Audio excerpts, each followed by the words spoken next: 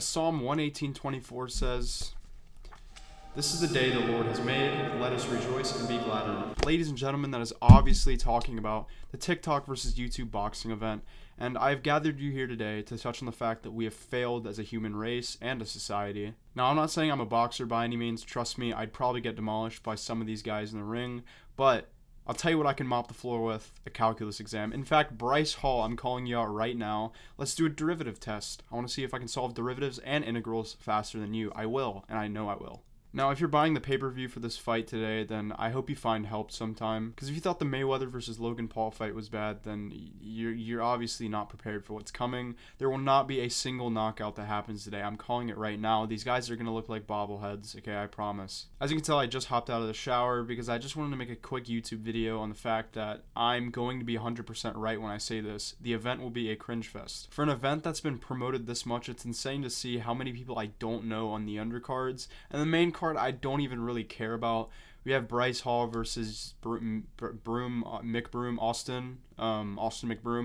I think Austin McBroom will win the fight, considering the fact that Bryce Hall is running his mouth too much to win in the first place. Typically, I don't know if you guys are been involved in sports in your life, but the person or the team that usually talks the most ends up losing most of the time. And Bryce Hall is by no means any type of boxer, so I don't really see him winning. And then we have Deji, who's fighting some guy who looks like a 16-year-old TikTok influencer that, usually has all the fangirls wilding over him.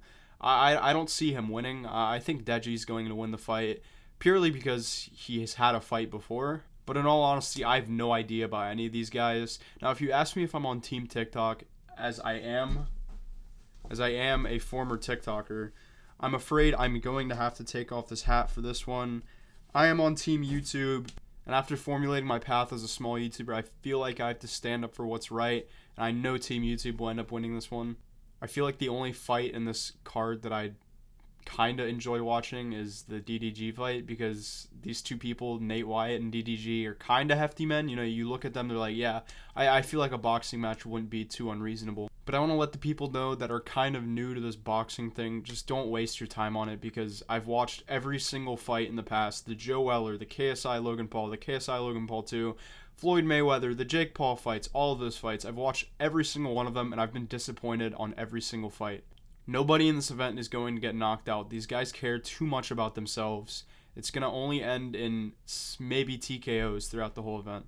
I didn't mention this before, but I'm also supporting Team YouTube because TikTok is just so cringe nowadays. Half the people on this TikTok list of the people that are fighting have at least twerked once in their lifetime on camera. Well, guys, I hope you don't pirate it, because that is illegal. It's safe to say that we're in a wild ride tonight, full of cringe. I hope you guys are ready for it. If my predictions are wrong, come back to this video and flame me for it, but I know I'm right.